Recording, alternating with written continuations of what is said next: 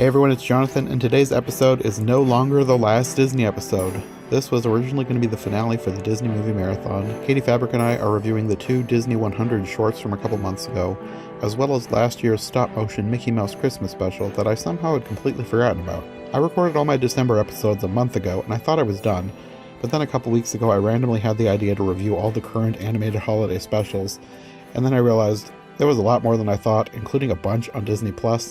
So I think that episode is going to be the actual finale. The final Disney Plus Christmas special doesn't actually even release until the 22nd, so our season finale here will be at the mercy of Katie's and my holiday schedule. Hopefully I can get it recorded and edited to go up during the holidays. I think this week is going to be a bit hectic for both of us. Anyway, all that to say, today Katie and I are talking about the two big shorts released for Disney's 100th anniversary, Once Upon a Studio and Steamboat Silly. And because I originally wanted to have something Christmassy in the finale, we're also talking about Mickey Saves Christmas. Okay, I think I want to start with Mickey Saves Christmas because my original idea for this was to be a Christmas episode, and the other two shorts kind of got tacked on because I had wanted to talk about them earlier in the year, but then I never had a space for them. Uh-huh. But also, I think we're going to get through this one quick because I don't have a whole lot to say about it. Yeah.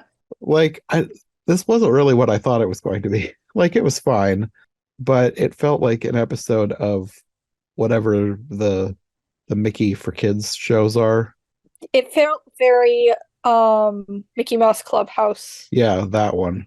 Yeah, but without like the steps of like the slightly irritating things I found. Like I didn't watch that show growing up. I mean, I kind of did because I had younger siblings who watched it, and I was like, ugh, it's a terrible good like why if you're watching Mickey Mouse, watch a good Mickey Mouse thing, not this. Yeah. But just because it just like irritated me with how dumbed down it was for kids. But this felt like they took the dumber side to it, and so it was just kind of like a fun little harmless like Yeah. I feel like it would be like a thing you would be like, oh, you turn on your TV during Christmas time, and it's like one of those shorts that runs, and it's not a standout one, but like it's kind of like a Yeah. little slip-in one that you just have in there for, oh, we all need to like get up and do things, but we still want something running in the background kind of Yeah. thing. That would be the perfect place for this because I can't really see myself sitting down to watch this. Yeah. Yeah, the animation was nice. Apparently, it was by the studio that does Robot Chicken, the Adult Swim animated series Oh, on Cartoon really? Network. You Yeah, know, pointing that out, like it makes sense because they look nothing alike, but the way they move yeah. has a similarity actually. And now that you say that, I didn't know that. So now that you say that, it's like it all makes sense now. I didn't know that while I was watching it. I saw it later on the wiki page. I was like, you know what? The movements. Like I haven't Yeah. watched a lot of Robot Chicken, but there's something about the movements that seems It's like particular to them. the way they like waggle their arms around and speak very much with their hands. Like, Yeah, yeah. But yeah, this was cute enough, but like I yeah. said, it felt very much for kids. It was Hmm. a very simple story about Mickey. Pluto accidentally causes Santa to crash at their cabin, and all the presents wind up in the lake. It's like there's so many stereotypical tragic to little kids things happening in this. Yeah. So then Mickey and his friends all have to go back to the North Pole to build new presents for the kids of Hot Dog Hills. It was like, Yeah. is that Yeah. like, Those kind of things really made me think like Mickey Mouse Clubhouse or like Dora the Explorer kind of stuff where you're like it just it feels like not much thought went into it, or that was supposed to be a reference to Clubhouse where he always shouted hot dog all the time. But I don't know. I feel like if you wanted to reference it, they could have done it in a better way instead of having kids of Hot Dog Hill. Like what? okay, The I'm hot. on the Disney Wiki page, and it says this Hmm. takes place in the same universe as the Racers Mixed Up Adventures Funhouse series in the location of Hot Dog Hills. Okay. So this is basically an extension of one of the Mickey Mouse series for kids. Yeah, which was like the follow-up to the Clubhouse. Yeah, okay. All right, I'm not familiar with that one because all my siblings outgrew that kind of stuff by that time, so I wasn't forced to watch it anymore. Okay, and this also says the three voice acted kids, Susie, Pearl, and El Ray, are characters from Mickey and the Roadster Racers, and they're voiced Okay. by their original actors. Okay. Did they speak? I don't remember them speaking, but okay. There was a song, maybe they sang somewhere, like I watched it once. So Yeah. sadly, it was only an hour ago. So the fact that I don't remember that kind of speaks to how memorable the short is. Yeah, I think I've seen it twice because like I texted you, I was like, I just started this and it's so deja vu. And I think I have seen it because I was like, not just is it like it was I was like, is it just a very like simple cliche beat by beat story, which I think it is, but like I knew like the animation felt like how the characters moved and how they talked and Santa, oh my gosh. If I may say, sorry, Bart, I do not like what Santa looks like. I don't like him. I didn't I like either don't him like or Mrs. Claus. no, I didn't like I don't know, something about him just like made me like no. They were like the same species as Pete, but less, not that Pete's attractive, but less attractive than Pete. Yeah. Like Pete's a cat, but he looks nothing like a cat. But these Yeah. things, I don't know. These things were weird and they were like it kind of gave me Goofy Movie 2 vibes where like they pushed it too far and they look a little too human. I Like, think, yeah, I could see that. I actually was expecting Santa to be human, so I think that's why he looked so off to me yeah. because he just wasn't human. But he But it wasn't was quite whatever Pete is either. So yeah. Like and I love Goofy Movie 2, don't. But like some of the character designs you're like, "Oh, that's just a human but with like a Mickey Mouse nose and it's a little weird." I don't think I've ever seen Goofy Movie 2. I watched the original one all the time when I was Yeah. younger. Goofy Movie 2 was easier for me to access because my local library had it. So I wouldn't say I watched it more, but like it was always a treat when I got to watch Goofy Movie 1. Specifically, I remember the villain. He's just a little too human. And I was like, oh no. Flashbacks. Yeah, for this one, I don't feel like I have too much to say because most, like I said, most of it is kind of cliche, Hmm. sappy, feel-good Christmas special. It Yeah. wasn't it wasn't anywhere near as clever as I was expecting it to be because I've Yeah. but my recently my main I guess exposure to Mickey has been through the Paul Rudish cartoons.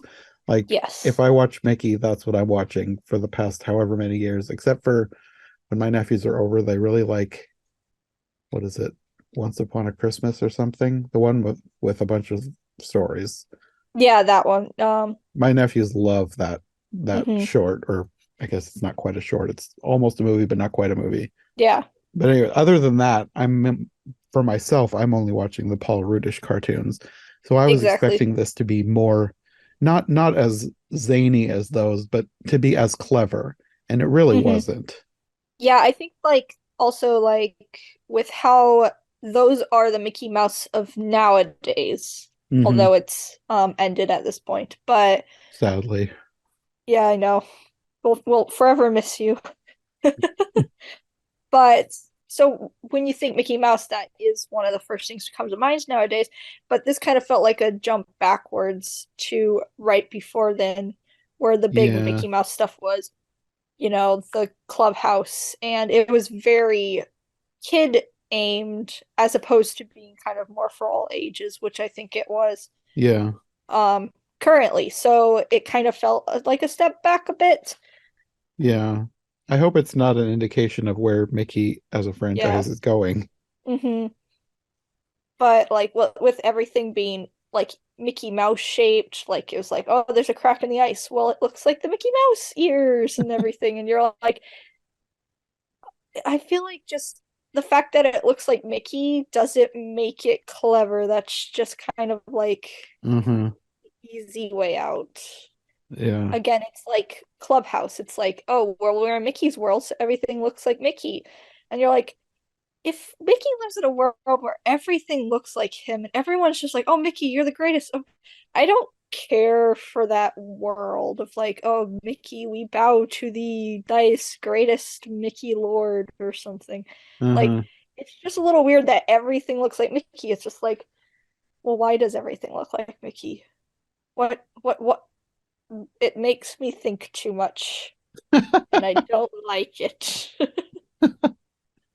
Why do the hills look like Mickey? Why is the ice crack like a Mickey shape? Why I does th it do I this? think there were Mickey Mouse heads in the background of things on in Santa's Uh-huh. workshop too. Yeah. So Mickey is all over the world in this universe. It's like, what eldritch god is Mickey in this universe where everything just looks like him? And everyone praises his name because he's the most clever mouse in the world. It's a little weird to me. I've always found it a little strange. Instead of just Yeah. Mickey's just a character, he's just a person. There are times where like, oh, Mickey, you're the best character within our friend group. Like everyone likes you, Mickey, kind of like everyone likes Kermit in the Muppets. Yeah.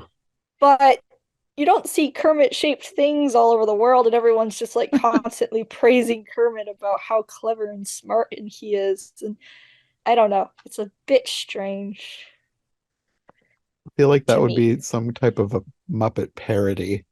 Like Yeah. if they were to parody something like this, then Kermit would be like the all-powerful, worshipped, beloved leader. And he's like, that's news to me. I will say, one thing I did notice that I appreciated is with it being stop motion, I liked how Mickey's ears kept the silhouette, like they would move across Yeah. his head. Yeah. Like they didn't have to do that, but I'm glad they did that because it just no one wants to see Mickey from the side view where his ears aren't like that because it doesn't work. Like Yeah. It ends so up being too like it's not uncanny valley is probably not the correct word, but it's mhm. like that when something just feels off. Yeah. It's like those pictures that people have made of Phineas from Phineas and Ferb, but from the front. Yeah. It's just disturbing.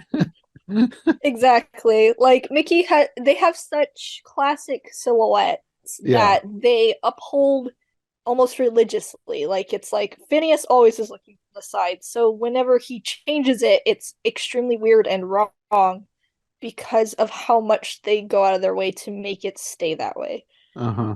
So then when you see 3D Phineas and he turns towards like he goes any direction that's not sideways, you're like, "Oh gosh." You know.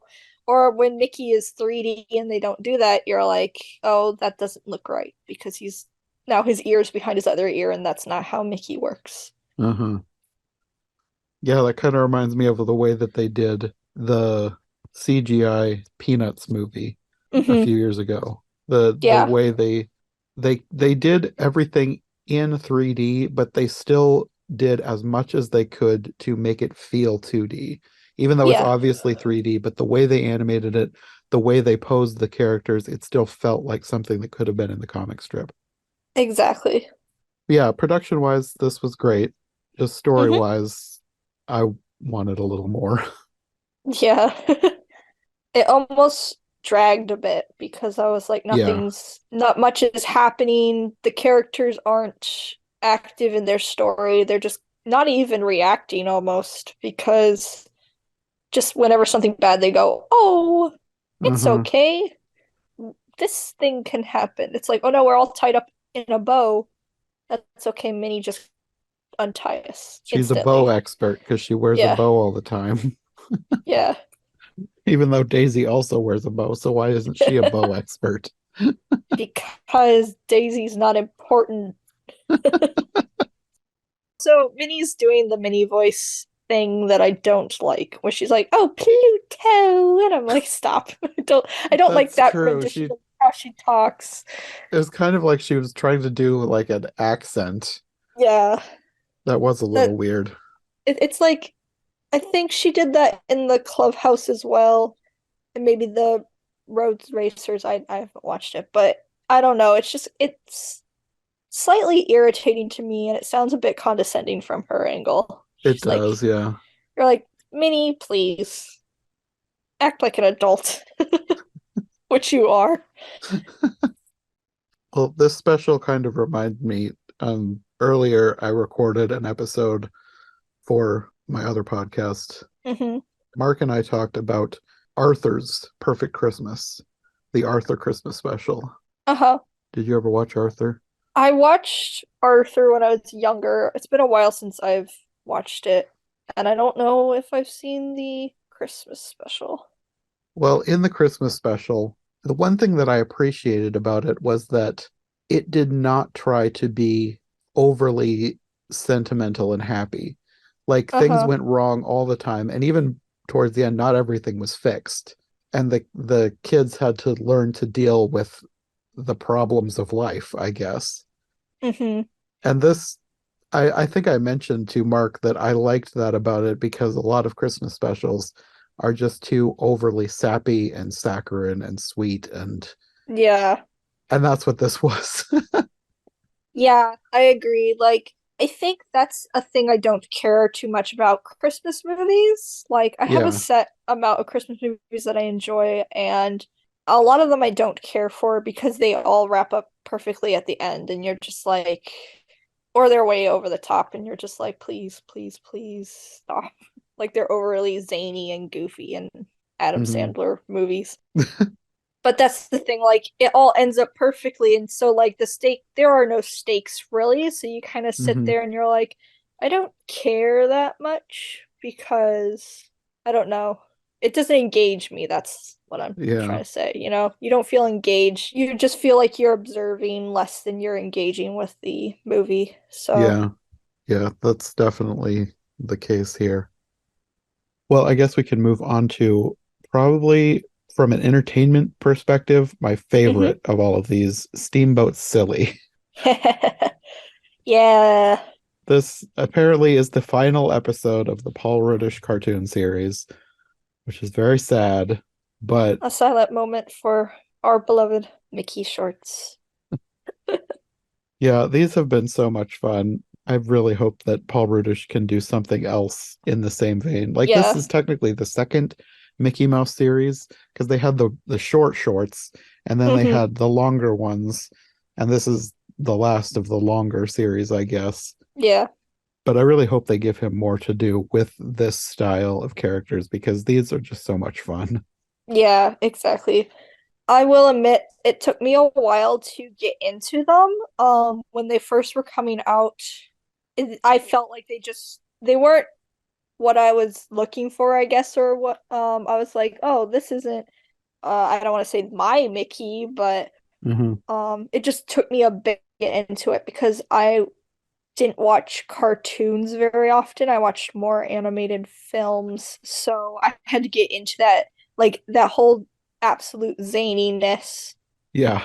I hadn't quite gotten used to it yet, so I was like, "Whoa, this is a lot." But as I watched more of it, I was like, "Oh my gosh, actually these are really amazing and clever and some of the most quotable Mickey and some of the funniest Mickey shorts I've ever Uh-huh. watched." Like it's highly become my favorite, one of my favorite Mickey shorts, like collection and all that. So, Yeah.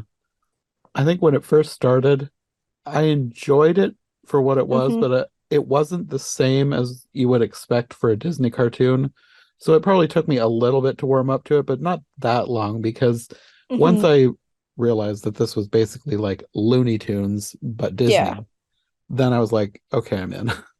Yeah, I think it also took a little bit for it to find its own footing.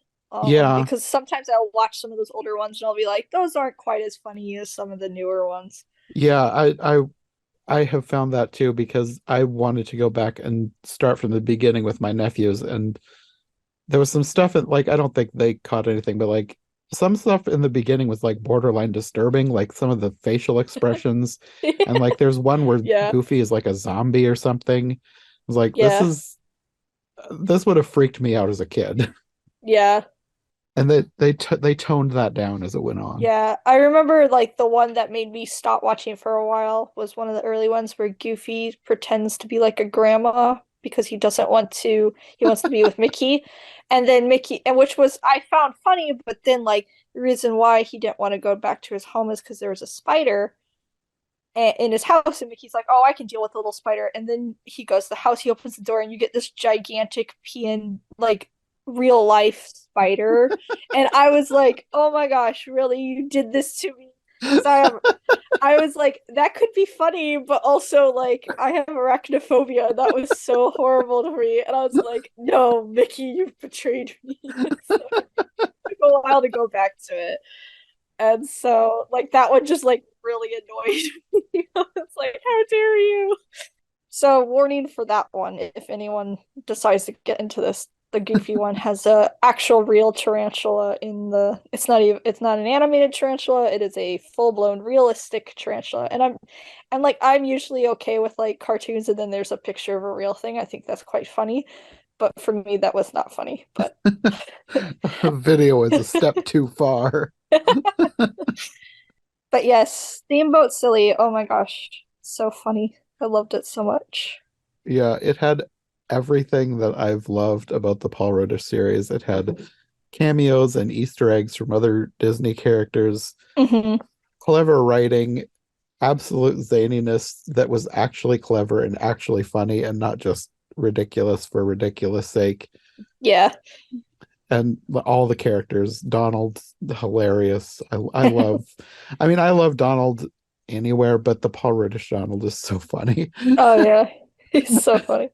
I love when he's like, I thought this was gonna be movie night, and Mickey reveals it's supposed to be home movie night, and he bashes the door open to leave. Just the timing of the humor is so Yes, good. the timing is perfection in this series. Yeah. I love how Mickey comes running down and he just instead of going through the door that's right there, he smashes through the wall. Like it's that Yes, absolutely ridiculousness that just I don't know, it makes me laugh so hard over it that and it's also just in that scene where he smashes through the wall, his ears have Mickey ears, yeah, he's got like which is Mickey ears on his makes ears. no sense, but it's hilarious. It's so funny.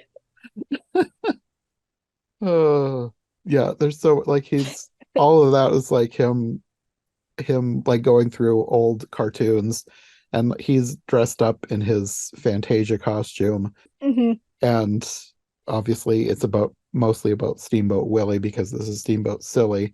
I loved that like they watch the short, something happens, and then Steamboat Willie escapes into the real world. I actually, now that I'm thinking, it kind of reminds me of that one SpongeBob episode where I think it's called Doodle Bob, where SpongeBob's drawing of himself comes to life. I haven't watched SpongeBob in ages. I've never watched SpongeBob. Really? Yeah. Oh my goodness, that was like a staple. Not Yeah, I get that. we didn't have cable when we were kids, but we knew enough about Hmm. SpongeBob that we wanted to watch it. And then they released like the first season on DVD, and we all pooled our money to buy it. And then we all watched it together and watched and rewatched it. And then same thing when season two came out and save up for the DVD. So that's funny. Yeah, we love SpongeBob. I haven't watched it in years. This I'm surprised it's still going on. It's like how many years ago did that start? I think it was 99 when the first Right. season started, which is kind of insane. But I guess like Simpsons has been going on forever, so It's the yellow protagonist. It's the secret. yeah. Anyways, I was gonna say something and now I forget what I was gonna say. I love how when Steamboat Willie shows up and they're like, "Oh, let's all dance," and then he's just smashing everything. He's like, "Oh, I'm such a scamp." You're like Mickey, like One everyone, of his lines in there, I'm incorrigible. yeah. Like you, I think that's hilarious about Mickey, and like to take this from the Mickey Saves Christmas, like everyone's like Mickey, you need to take responsibility for this problem, it's not just, oh, Mickey, you're the smartest, most joyful. Like they're not like praising him until the cows come home. They're just like, Mickey, this is an issue. We need to fix this. And he's like, oh, okay. And then he doesn't fix it. He just gets caught up in dancing with it. Like, I'll take any chance to beat up Peach. That was one of my favorite lines. They're all out searching because eventually Steamboat Willie gets multiplied.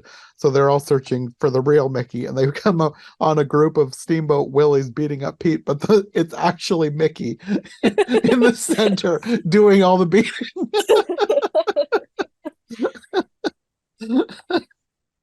I also loved when they're like dancing around the house. I loved all of the nods to the original short, like Hmm. prying Pluto's, or was it Goofy, prying somebody's mouth open and bonking on the teeth like a xylophone, and Yeah, then grabbing Donald and using him like the duck horn thing in the right. original. Like that original short, I've said before, when first time I watched it as an adult, I was like, there is so much animal abuse in this. Mickey, what are you doing? Mickey's less known venture in animal abuse. There was a lot of weird, more violent than you would expect in the original early Oh Mickey yeah, shorts. definitely. Like everyone thinks, oh, Mickey was the wholesome one and Looney Tunes Yeah, was the violent one, but like Mickey, they're they're thinking of Mickey from the 40s and 50s. Mickey from the yeah, 20s and 30s was a lot closer to the Paul Rudish Mickey than we would exactly. expect. Mickey's violent past Yeah, will never really. be forgotten. I'm just going through the wiki page to see all of the cameos and callbacks. Hmm. He has, because you get lots of flashes of other versions of Mickey too. You have obviously the Fantasia costume, but he also has the costume from the band concert, which is another early short. Yep. The Nifty 90s, which I don't know if I've seen that one, and Mickey's Delayed Date. I'm not familiar with that one either. And then there was, of course, the Mickey and the Beanstalk, and I think the Prince and the Pauper, which I need to watch that too. The nifty 90s is when he has like the hat and the little suit and the cane and like the yellow shoes with the black toe tips. Okay, I know which one you're talking about. Yeah. Yeah. And I also noticed a scene or sort of costume, not exactly a costume, from Mickey Through the Mirror, which was his Alice Through the Looking Glass Uh-huh. parody. Yeah. And then beyond just the Mickey stuff, there was also callbacks to other shorts and movies, and including a little bit of, like I mentioned before, mildly disturbing when you had the three ballerinas whose skeletons escape their bodies and start dancing like the skeleton dance short. Exactly. And then the guy getting operated on, his organs come out and they're adorable, but his organs are escaping his body and dancing. And then he's just dancing along too, and you're like, he's fine. It's all fine in here. I Like love he's the heart rate monitor joined in the tune. yeah. It's so funny. And then you also see very briefly a musical instrument store called the Make Mine Music Shop Hmm. after the movie Make Mine Music. And then you have Dumbo and Timothy Mouse in a scene based on the pink elephants on parade scene in Dumbo.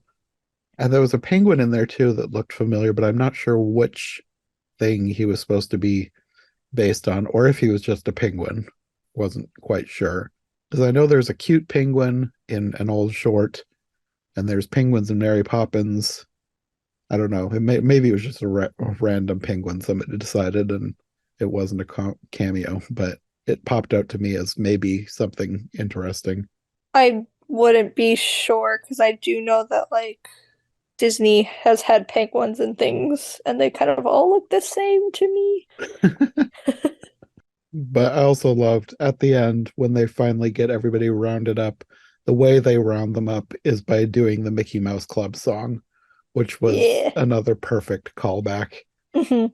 And I never watched the Mickey Mouse Club, but it was a song that was on an album of Disney songs that I had. So Yep. even though I wasn't familiar with the show, I was very familiar with the song. And I love that they did the whole thing. Donald was singing his parts, and yeah, it Yeah. was just so much fun. Like I think this was the perfect send off. Yeah, While I'm sad that it's leaving because like it had all the humor, it had all the references, it had the slightly creepy aspect to it. It had all the characters, but it was also like a love letter to Mickey as a whole, and his yeah. origins and all that. And I think that if any short collection that Mickey has ever done, this is probably the one that would do it.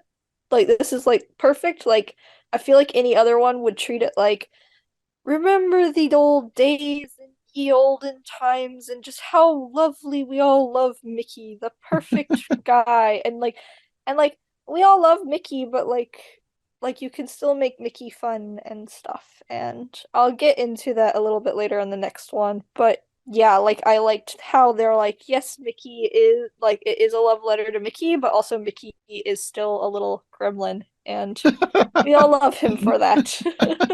Yes. Yeah, this is my favorite. Just from an entertainment perspective, this is the most hmm fun of all of these. It was everything that I wanted from the Christmas short, but just as a general Mickey short. I think it's also a real fun like introduction for kids. Like I would rather have my nephew and niece watch this than the Christmas short because Yeah.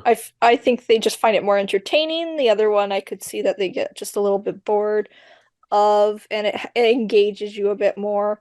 Hmm. My nephew absolutely adores this. This was his first Mickey Mouse thing because we just turned it on one day and this is his he loves Mickey Mouse based off of Paul Reddish's mouse. That's And perfect. yeah, Raise them upright. exactly. It's kind of funny though. He doesn't call him Mickey Mouse. He calls him Bicycle Mouse for some reason. But so it's like he'll just be Does he like, think the ears are bike tires? I don't know. He loves the there's one where Mickey is like a French delivery driver and he rides a scooter, so that could Uh-huh. be why he calls it Bicycle Mouse, Oh, maybe. but he absolutely adores Bicycle Mouse. And That's hilarious. he'll grab the remote and say, watch Bicycle Mouse, and you're like, okay. So yeah, but it's engaging for all ages, I can say. Definitely, definitely. Yeah, my nephews just love Mickey in general. I think they hmm probably watch Mickey Mouse Clubhouse on their own time, so Yeah. they've asked me to watch it when they come visit, but I kind of get around them by saying, "Okay, we'll watch Mickey," but then I turn on the Paul Reddish ones. Yeah, we'll watch Mickey, but we'll watch the good Mickey.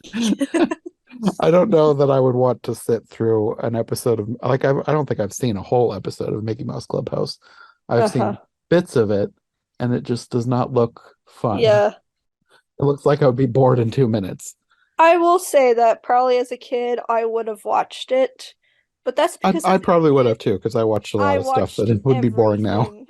Exactly. I watched everything as a kid, okay? Just because I watched Teletubbies as a kid, though, does not mean that it was good. I'm just saying. Barney might not have been good, but I just watched it because it was on. I So, watched it because it was a giant purple dinosaur, and I love exactly. dinosaurs. And I'm just like, look at this. It's images moving in front of me, and it's a big purple dinosaur. But that doesn't mean that they couldn't make. You know what? How actually Paul Reddish Barney, let's do that. I would love that actually. Now I want that to be a thing.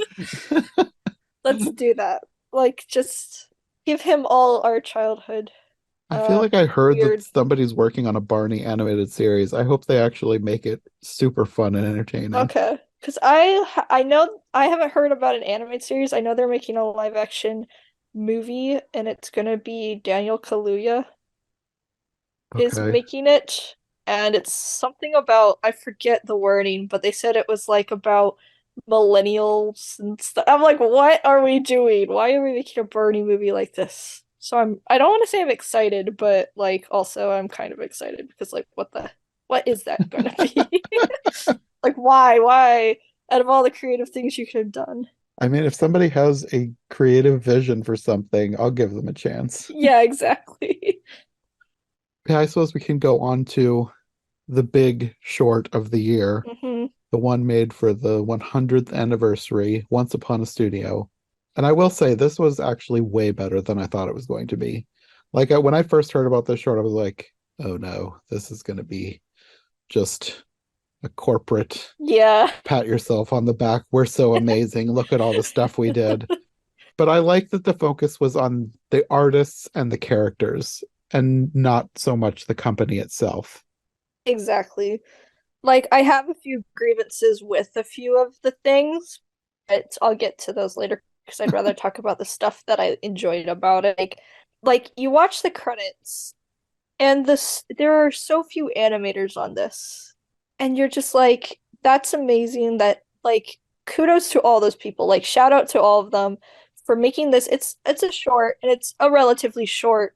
It's not that long, but to have animated all those different animation styles and capturing them so perfectly, like Hmm. just like they didn't have to do that, and they didn't have to do it with such love and care Hmm. because let's be honest, they probably weren't paid well enough for it to do that. But like I really appreciate all the effort that they all put into the small casting crew and stuff. Like thank you to everyone, and I heard that a lot of people did enjoy working on it because they got to animate like their childhood favorite characters that you probably wouldn't get to work on nowadays. Yeah.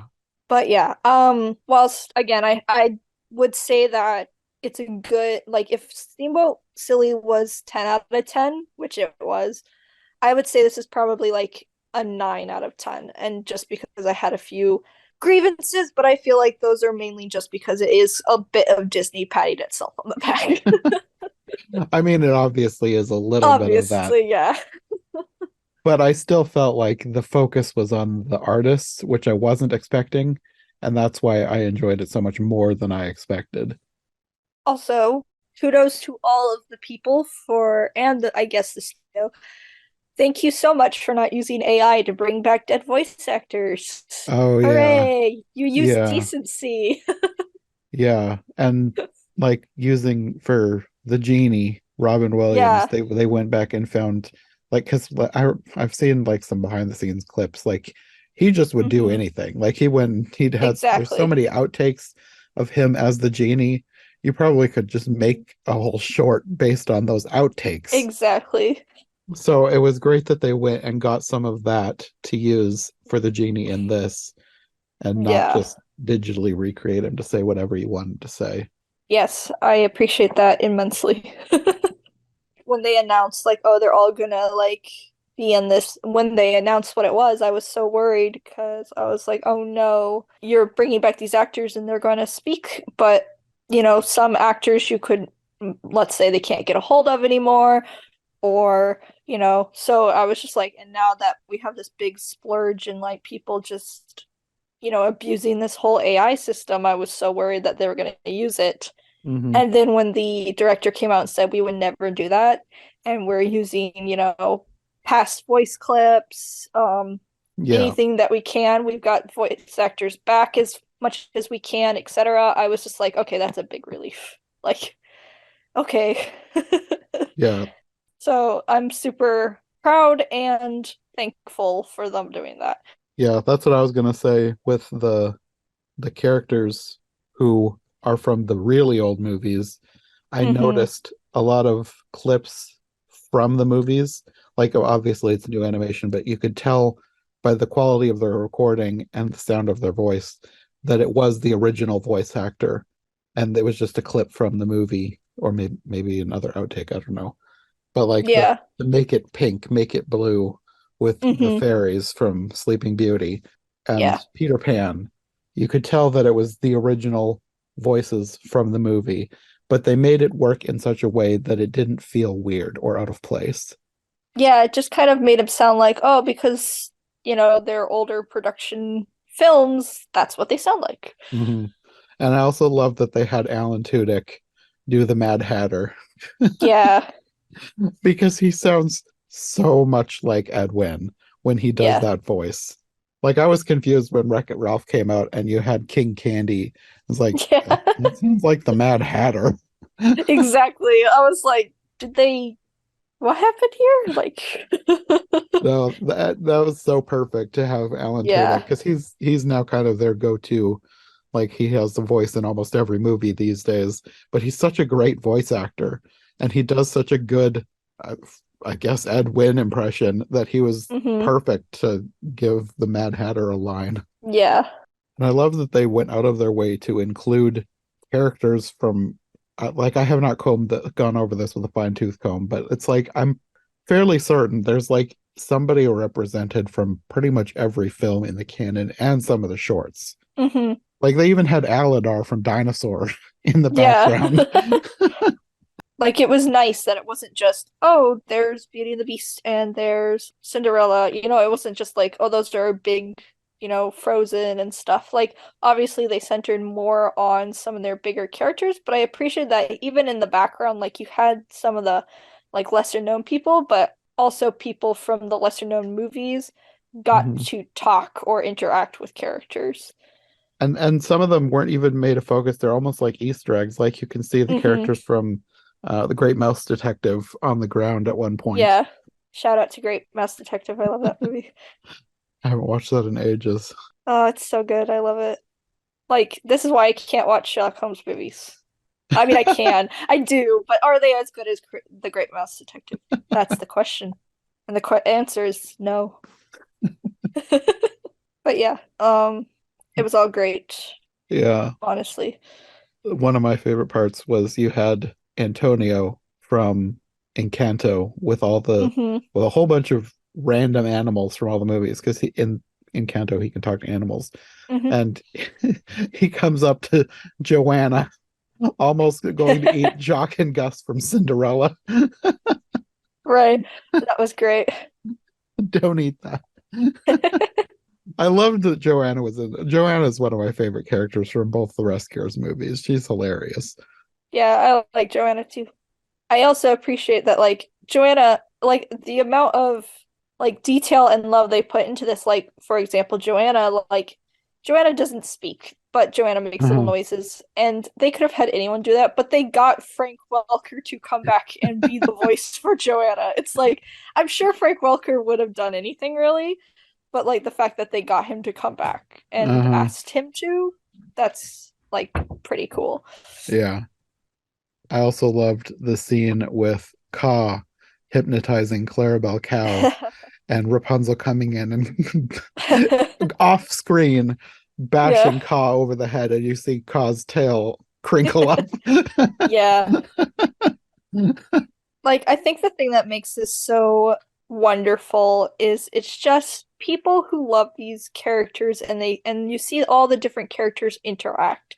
And Uh-huh. that's just fun. They all act in character.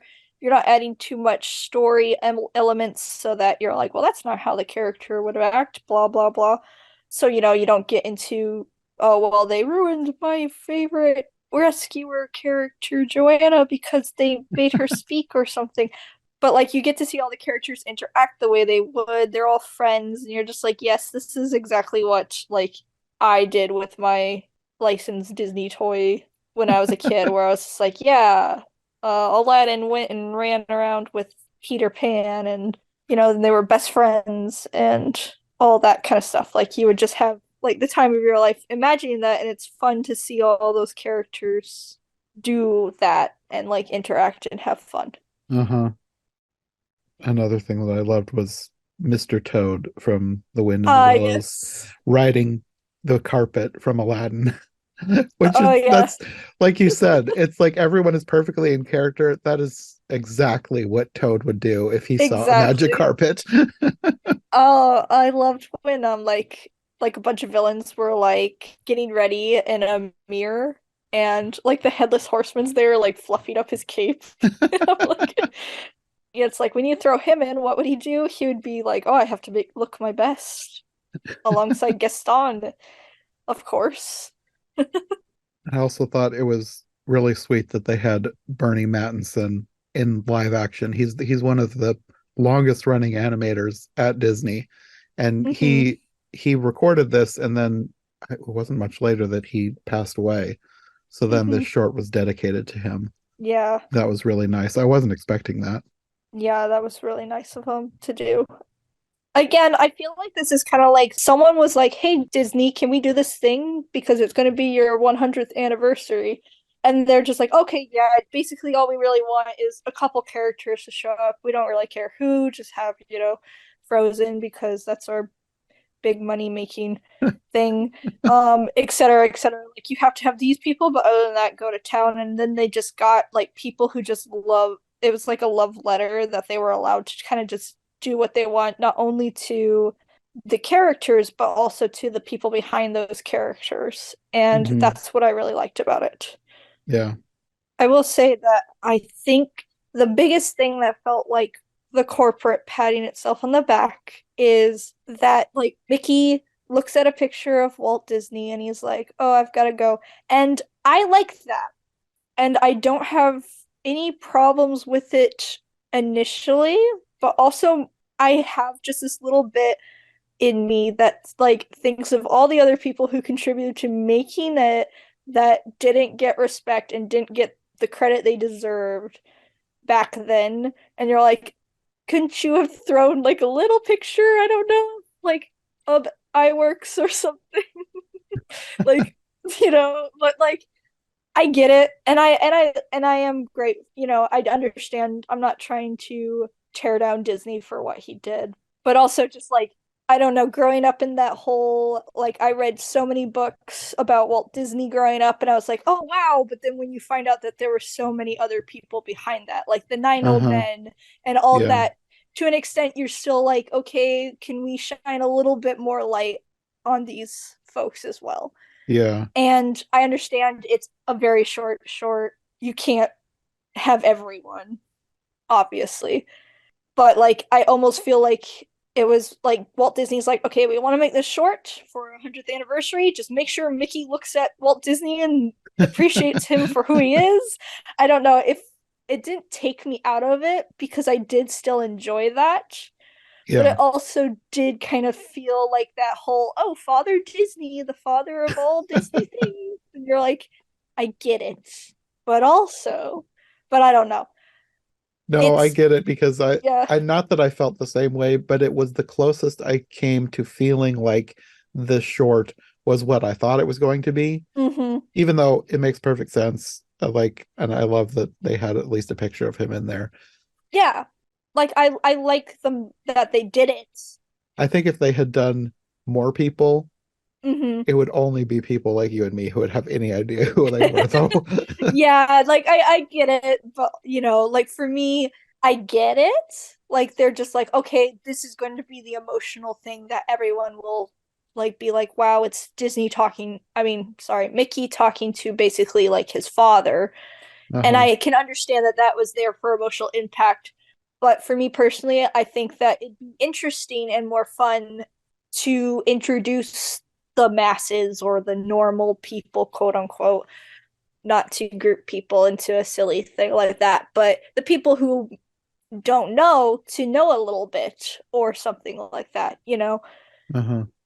Maybe when they're walking by, there could just be a picture of something or whatever, and you could just be like, it's another little Easter egg, but again, it's a tiny grievous. It doesn't take away from it really. So I still really enjoy the short. It made me feel very happy and excited, and I enjoyed seeing all the characters and all the references and them having the animators at the very first beginning of the scene. Like Mm-hmm. all those people were like production workers in a certain stance. Like there were animators in the background walking, those were all people. They weren't actors to play up as I'm the animator or whatever.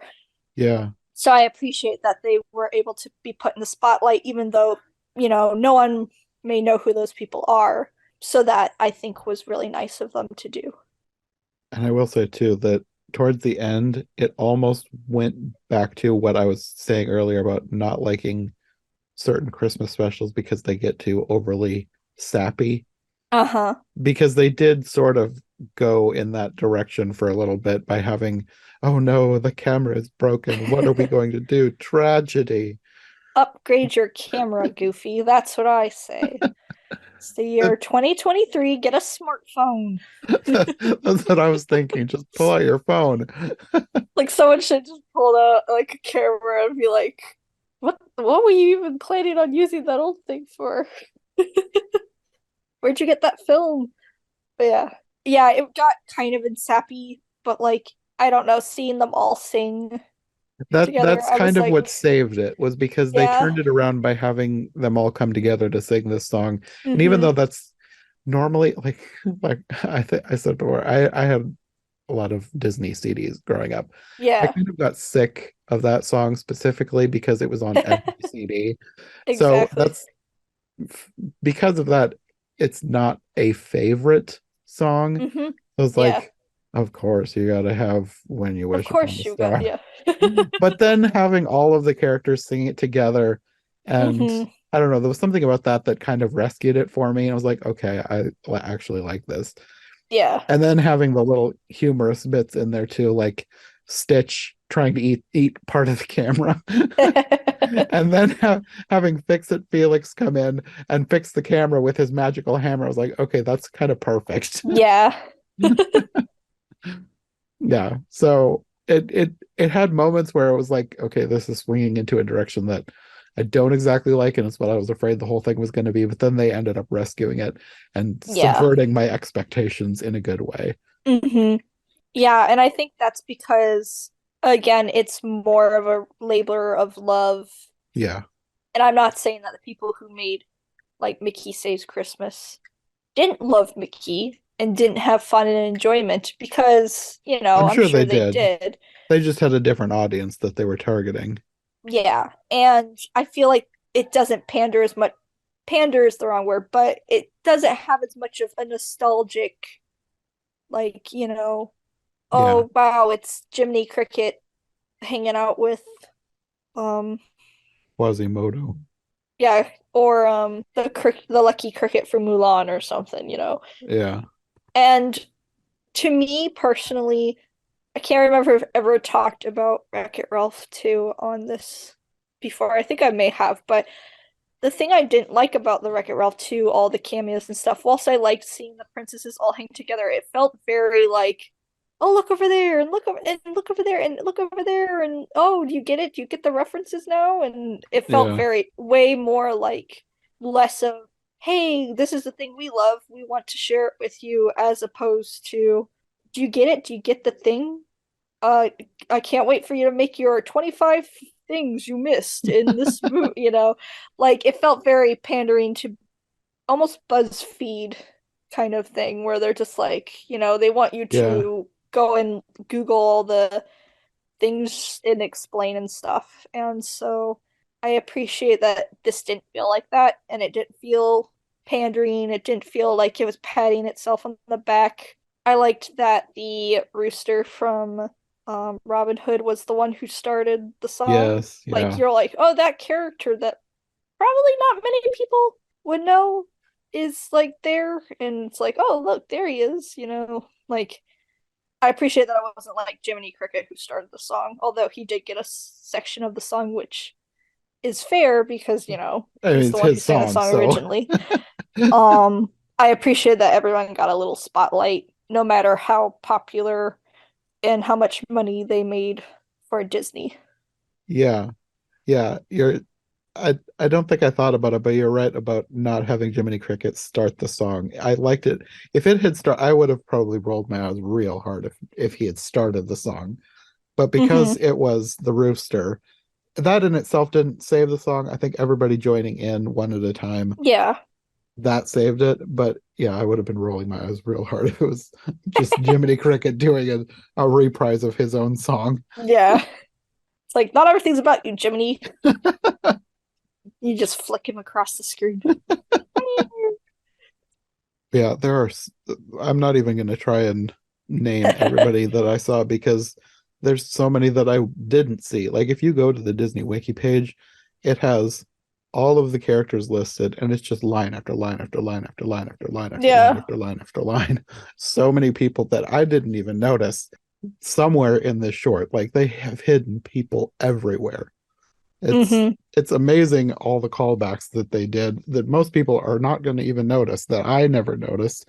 That it's one of those things you're going to have to freeze frame this short and try and pick everybody out because they really jam packed it with people. Right, exactly.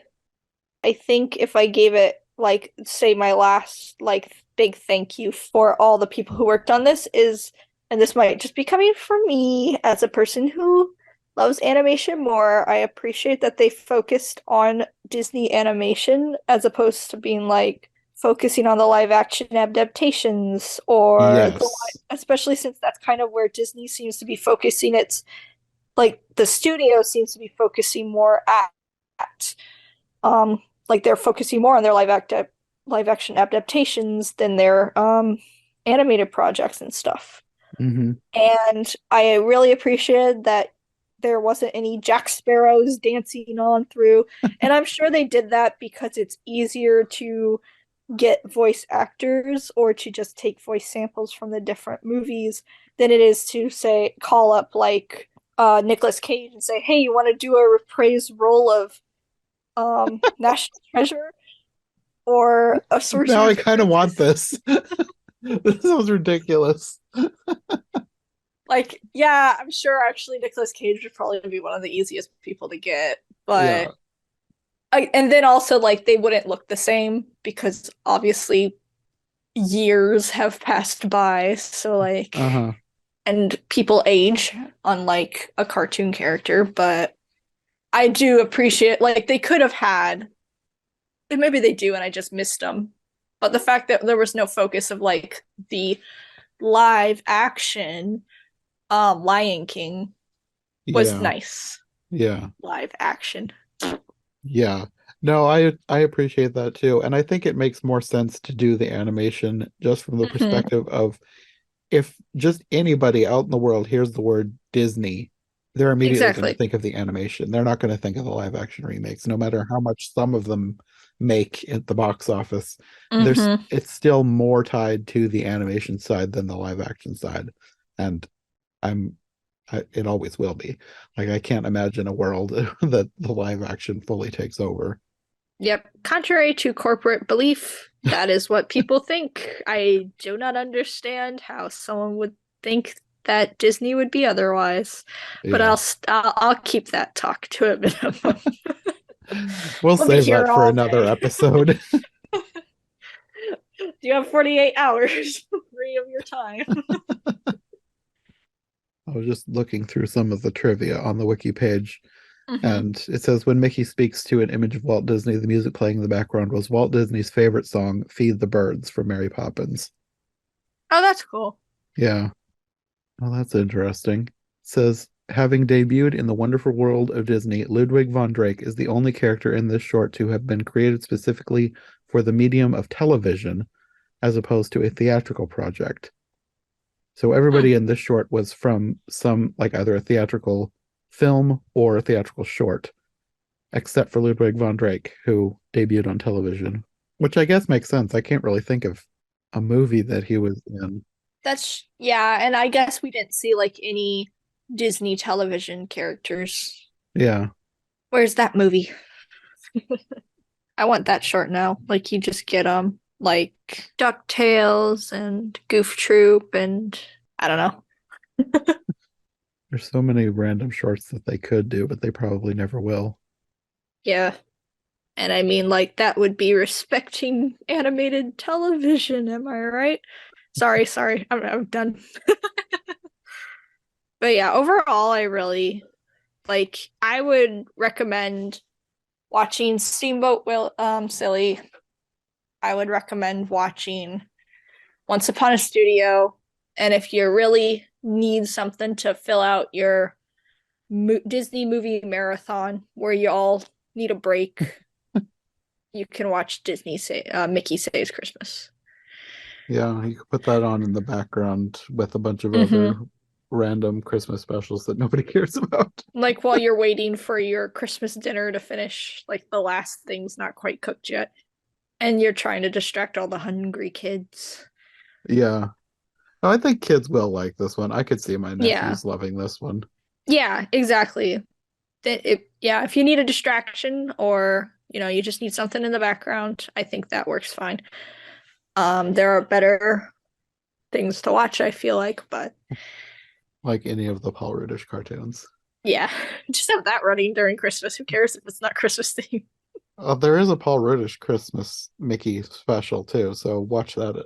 Yeah, watch that one. That one is hilarious. My nephews also love that one. That's another one they request to watch, and I'm happy to play that one for them. Yeah.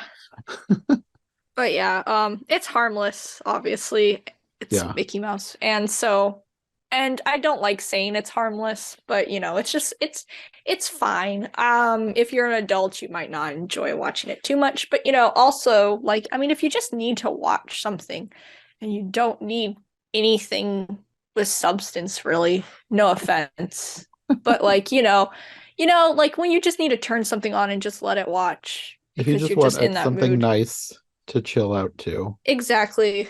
It's not a bad. There are, I've watched stuff that are boring. This wasn't boring. That's It true. was, it was sweet. It was a Yeah. sweet little time. Okay, well, that will probably be all for this episode. So, Ho ho ho. until next year, do you want to let people know where they can find you if they want more from you? Yeah, you can find me on Katie Draws Things on Instagram and Twitter. I draw things, and that's what I do over there. And I guess sometimes I'll like post something about a movie that I'm excited for. It's usually animated because they're the best movies. Yes. Okay, well, until next time. Thanks for listening to the Disney Movie Marathon. If you like what you've heard, make sure to subscribe on your preferred podcast platform or to our YouTube channel. Make sure to follow my co-hosts as well, and if you want more content from us, check out one of the other podcasts in the I Heart Movies podcast network, or check out my brand new Patreon. My link tree, as well as any other relevant links, will be in the description. We'll be back soon with another brand new episode, so thanks for listening, and we'll see you next time.